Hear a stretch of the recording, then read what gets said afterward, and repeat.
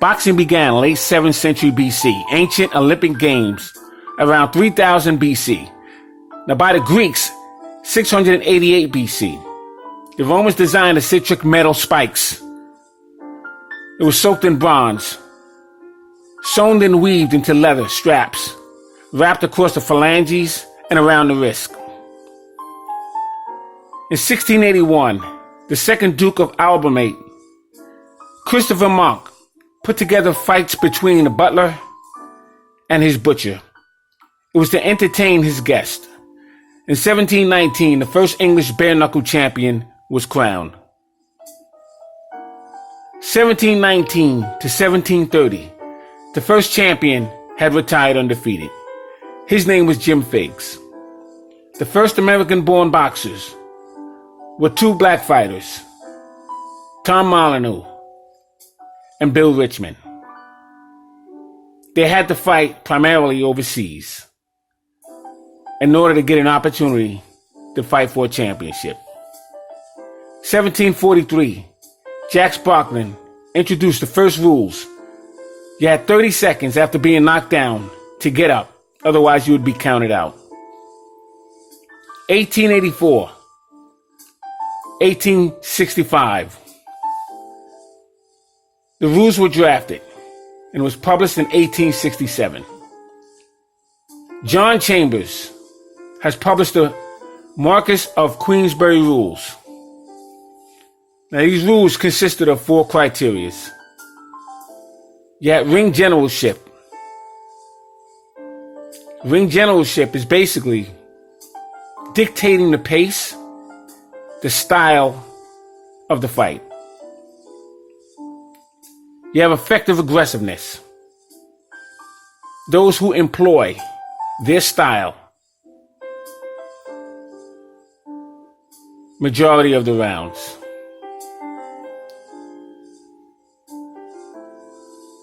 You have clean punching, which is offense.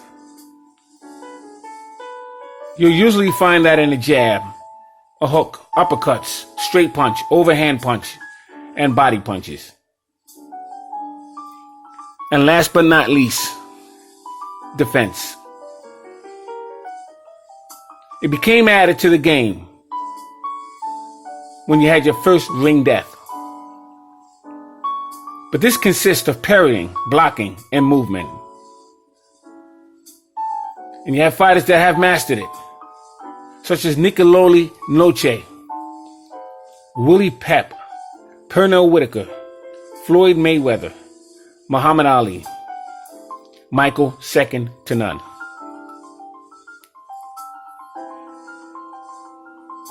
Now, the defense was employed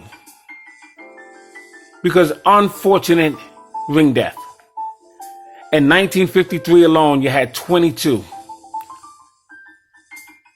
You have 500 ring deaths total and counting.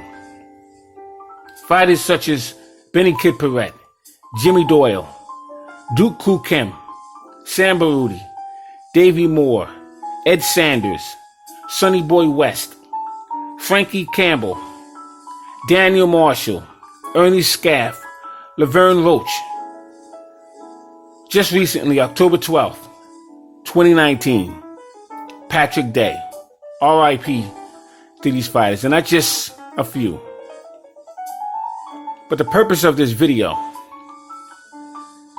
is to show you the 2 styles of boxing that can help keep you out of trouble in the ring and yet make for entertaining fights. And I couldn't choose 2 better fighters to use as an example.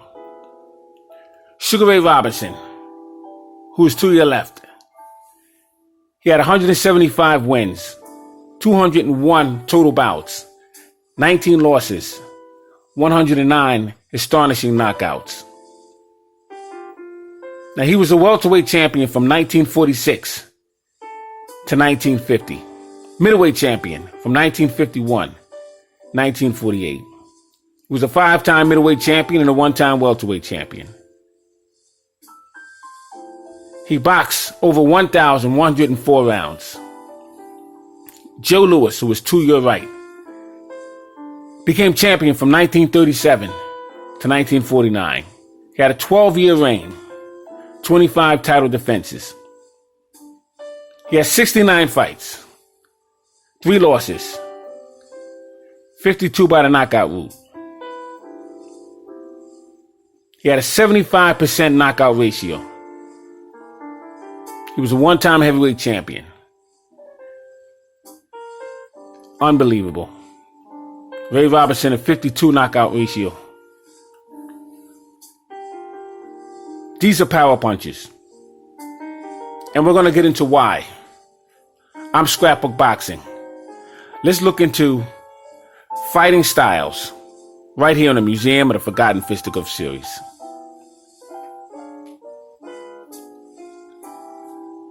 Now, the great Sugar Ray Robinson, who is placed on your left. As you can look and see, he had a very traditional yet unusual style, because Ray Robinson stood in the pocket.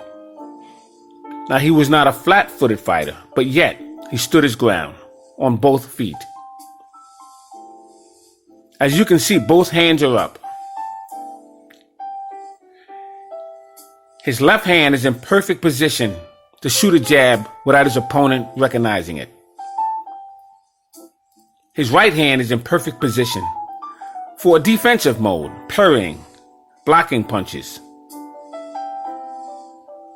Back to his left hand, perfect position for offense. The offense is a jab, hook, straight punches, overhand punches, and body punches. As you can see, Ray Robinson leans back. He applies all of the pressure on his back foot. He applies pressure on his toes and the ball of his foot. What this does is when he's in movement, he's standing basically straight up with a slight crouch. But once his opponent is within range, he pulls back, applies pressure to his right foot, and he shoots his jab with so much force that if his opponent runs into the jab, he can be knocked down or knocked out.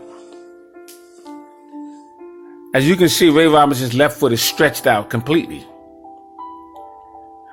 because it allows him to swivel from left or right, make a complete turn around his opponent if necessary.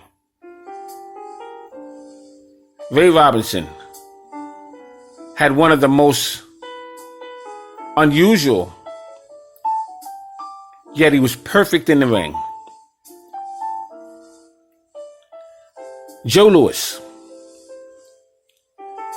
had the opposite approach. These two men, contrasting styles.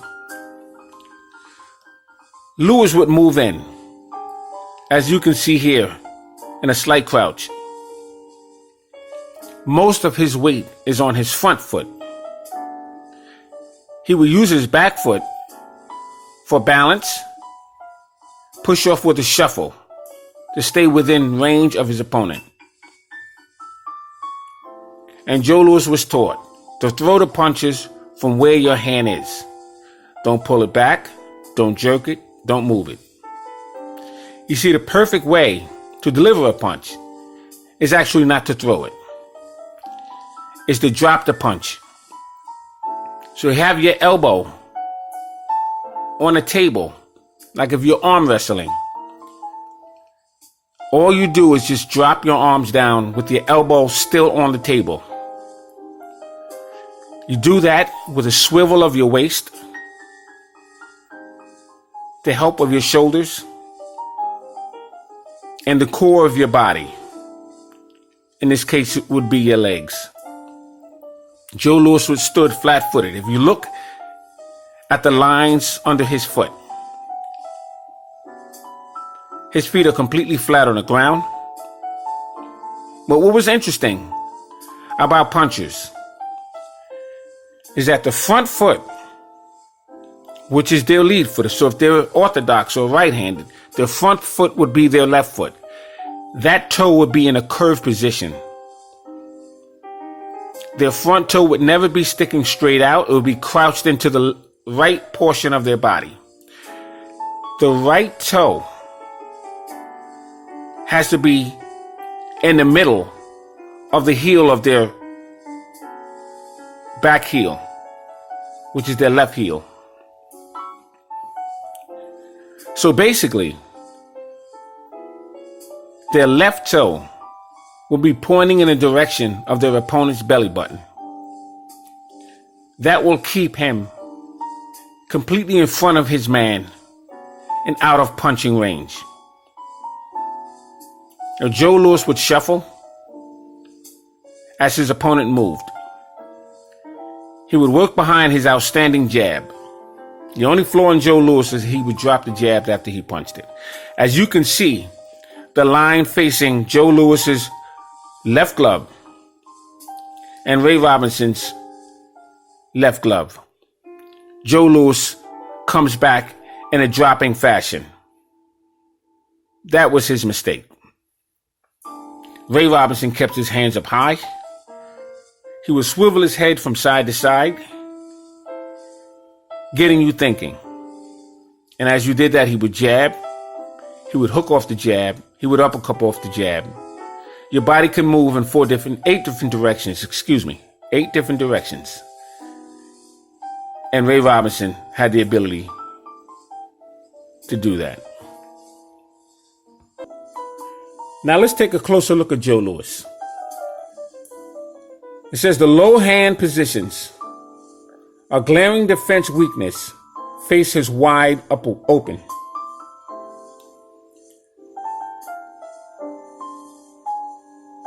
Now that was Joe Louis's flaw. Now he did keep his chin down, as you can see in the demonstration. And he kept it tucked behind his left shoulder. But he would drop his left hand.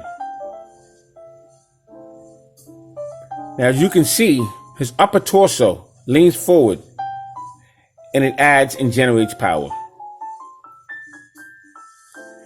Now, his left hand is in position to jab or hook. But Joe Louis needed to keep it up just a little bit more to be successful in his defense. Now, Joe Louis' stance was designed to utilize his tremendous leverage. From this position, he was able to deliver knockout with either hand.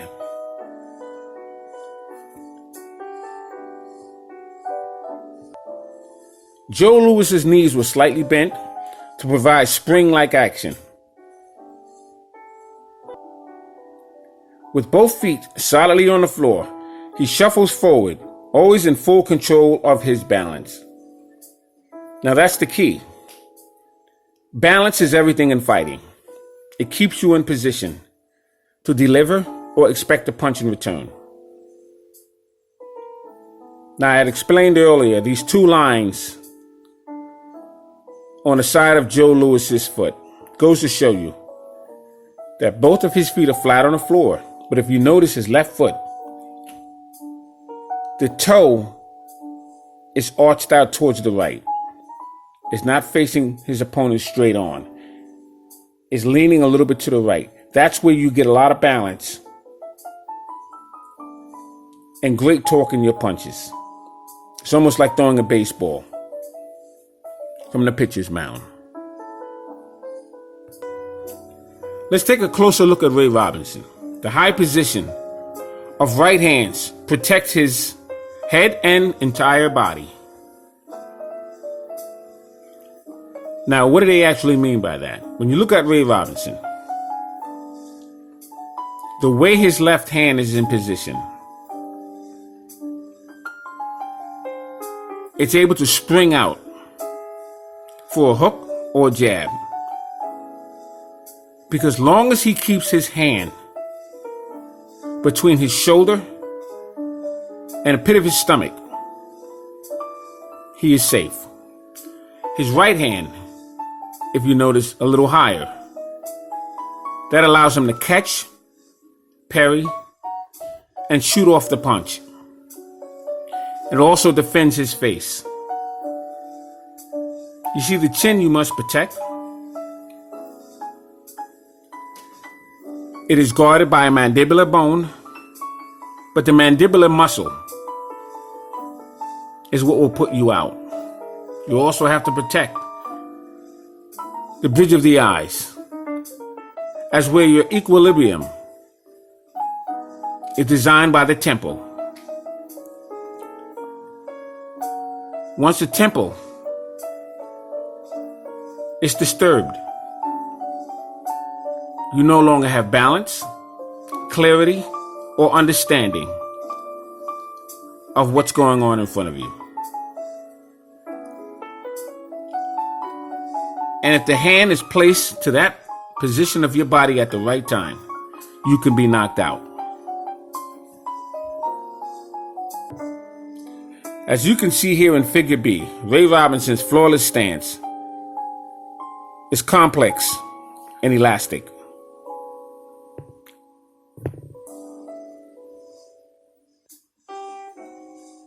Now, the ball of the right foot carries full body weight, is the key to pivot point.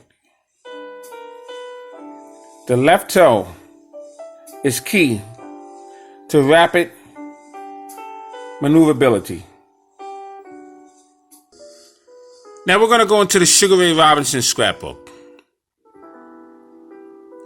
And I want to just show you the leverage that Ray Robinson gets on his punches. If you notice, Ray Robinson's front foot is completely flat on the ground.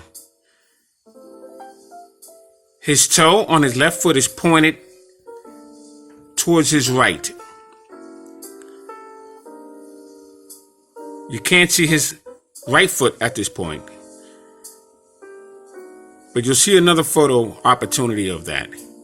It's completely back, almost as though he's throwing a baseball. And his toes are completely on the ground, but his heel is up. That gives him the leverage that he needs. Now, he's throwing a body punch with his right hand. If you notice that his thumb is facing downward, his metacarpals are right on the breadbasket of his opponent, which happens to be Gene Fullmer. Gene Fullmer cannot do anything back to Ray Robinson because he's been hitting the solar plexus. Ray Robinson then will come back with his left hand over the top of the guards of Gene Fullmer and hit him most likely on the temple or on the jaw, whichever is available. He may even hit him on the side, but he's in complete control at this point. The results, as you can see, Ruby Goldstein's the referee. Gene Fullmer goes down.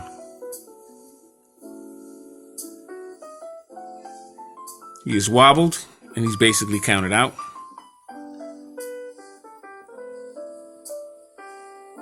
This is a trick camera showing Ray Robinson moving from side to side in the pocket.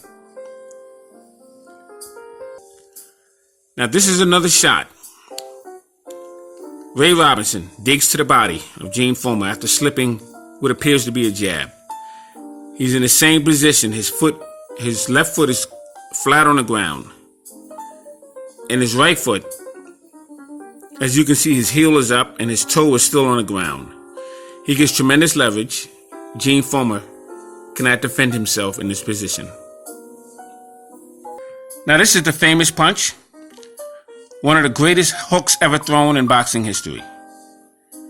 As you can see, Ray Robinson hits Gene Fullmer with a 6-inch punch. He catches him clean on the jaw, coming in. And how that punch was delivered, Gene Fullmer was coming in. Ray Robinson took a half step back, giving the illusion that he was backing up. And with that right foot that I showed you, where his toes are pointed on the ground, his heel was up. That allowed him to push right back as though he was sprinting.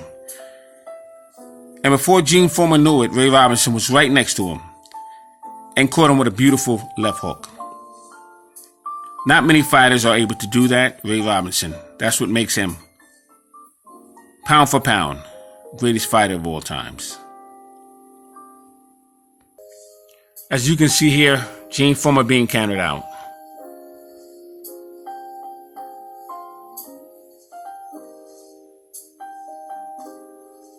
If you look at Ray Robinson's foot position again, same exact thing. Phenomenal fighter he was. The book you're looking at right now is one of 5 Ray Robinson scrapbooks. They're 1,000 pages apiece. So that's 5,000 pages of Ray Robinson information. And if you count front and back, that would be 10,000 pages of information of Ray Robinson. This book is one of the most complete informations of his career. It goes back from his amateur career, way after his boxing career. Every newspaper all over the world, every magazine, every study is in this collection. Each one of these books weigh 50 pounds apiece. Astonishing collection of Ray Robinson's information. As you can see here, this is another book of Ray Robinson. Ray Robinson and Carmen Basilio.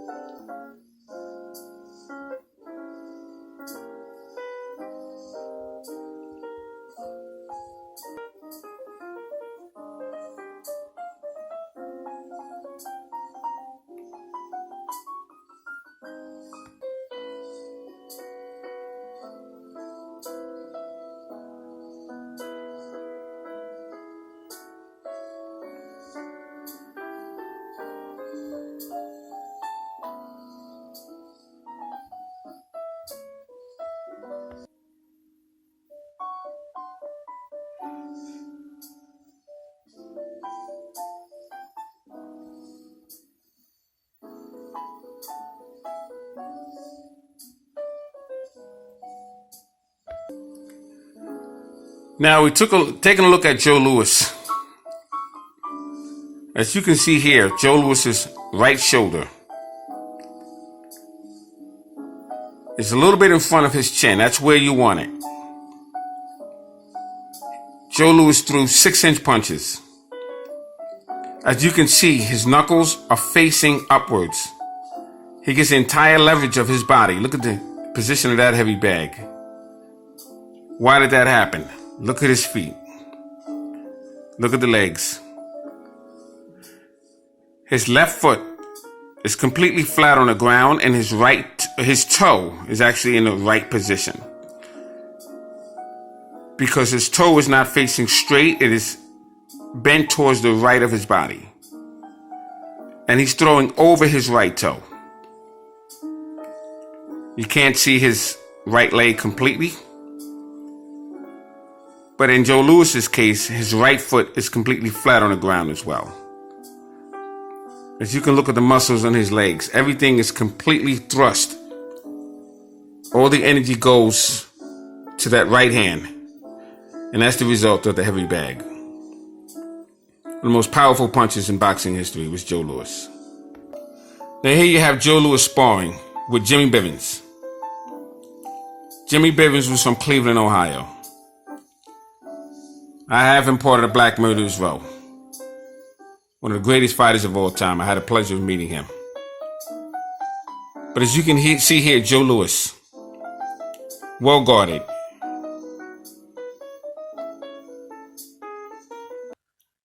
Now Joe Louis, he skips rope in preparation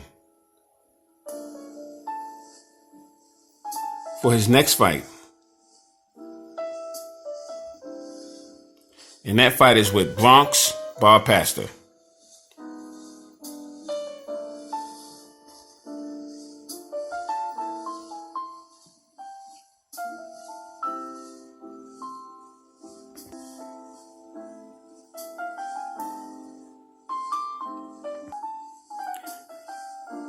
Now in this sequence, Joe Louis works with Monroe Harris.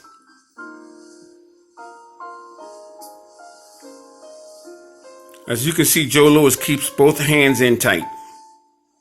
He can push his man off. He can control the action on the inside. His elbows guard his body. His gloves protect his chin. The left jab of Joe Louis. Beautifully thrown.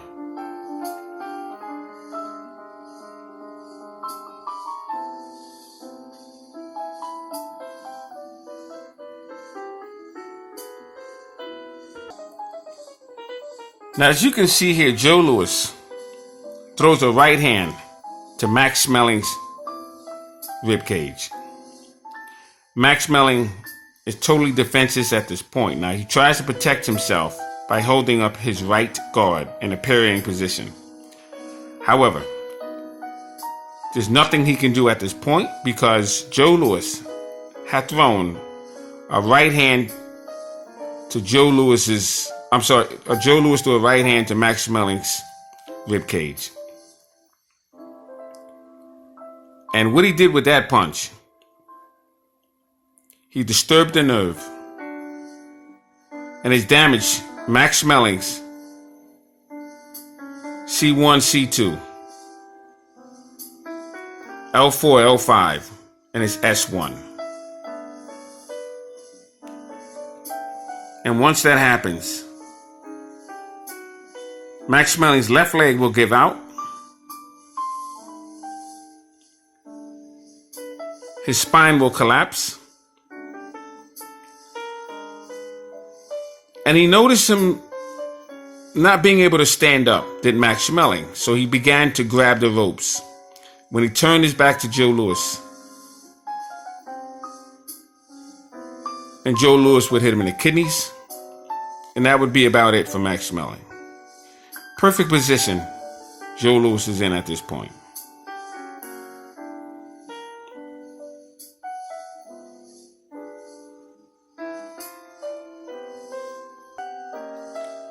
And the result of that would be Max Schmeling going down, and if you notice, his left leg is limp.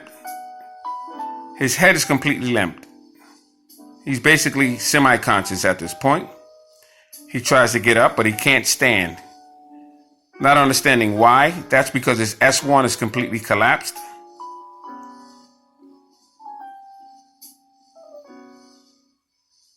And that's because of the body punch that was thrown while Max Schmeling was against the ropes.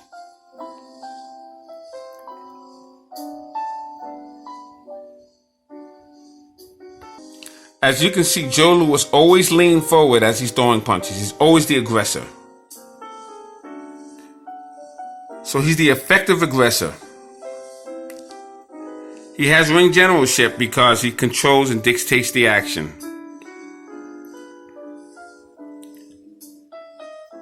His defense is that his opponent cannot hit him back at this point. See, the towel comes in.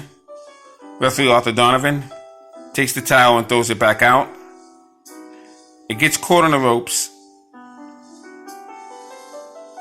because he wants to make sure that Max Schmeling is completely out cold.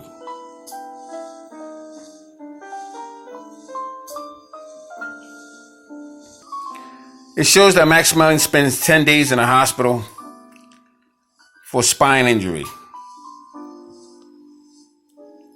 In New York, June 23rd, 1938, Max Schmeling is confined to Polyclinic Hospital for 10 days. Joe Jacobs, his American manager, announced this afternoon. As you can see here, the Dr. Robert E. Brennan, who was attending the German, advised 3 weeks in bed for complete recuperation. Now, this book you're looking at here is 1,000 pages. It's the Joe Louis and Max Schmeling fight, the entire book. Front and back would be 2,000 pages of information. It's their first fight and their second fight. 1,000 pages of this historic fight.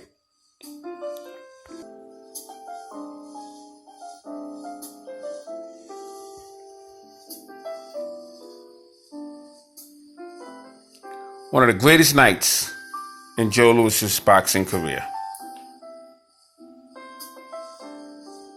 2 minutes and 4 seconds. Joe Louis makes Harlem proud. There were parties going on all night.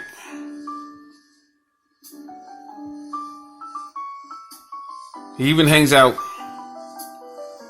with Bill Robeson.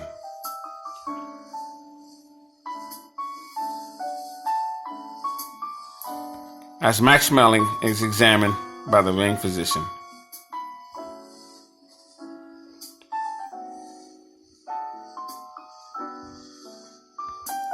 As you can see here, that punch made Max scream. Now there are articles all over the world that are in this book. They're in German, France, different languages, but they're all in here. Now in this book, Joe Louis faced Jim Braddock, 1937. He wins the World Heavyweight Championship.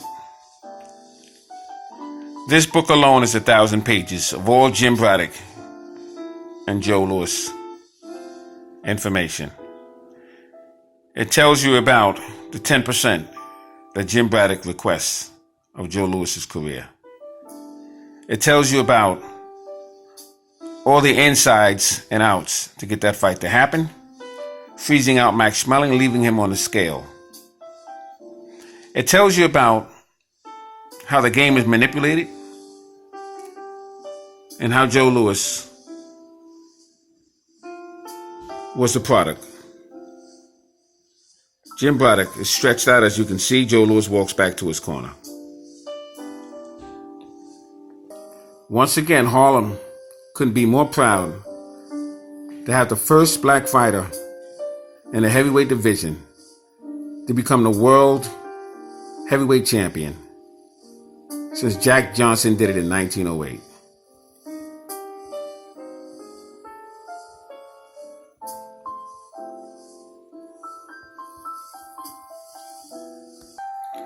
Thousands line up around Yankee Stadium to see this thrilling fight. Now, as I end this video, I just want to show you the defense. Joe Louis catches Billy Kahn's wide left hook with his right guard.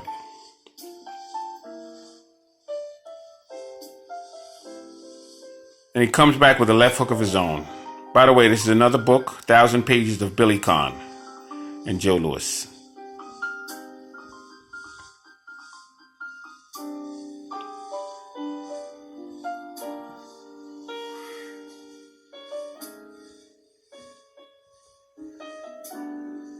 These are articles all over the world.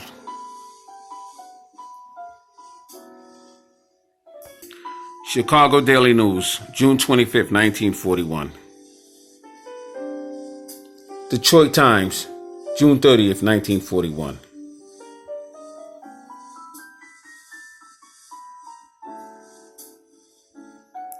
Detroit Press, the Free Press, 1941.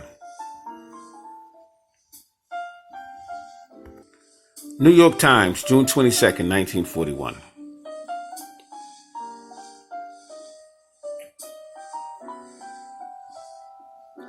Just about every article ever written is in his 5-book collection of 5,000 pages, 10,000 front and back. As you can see here, Joe Louis, as he lands his right hand on Billy Kahn. Beautiful display.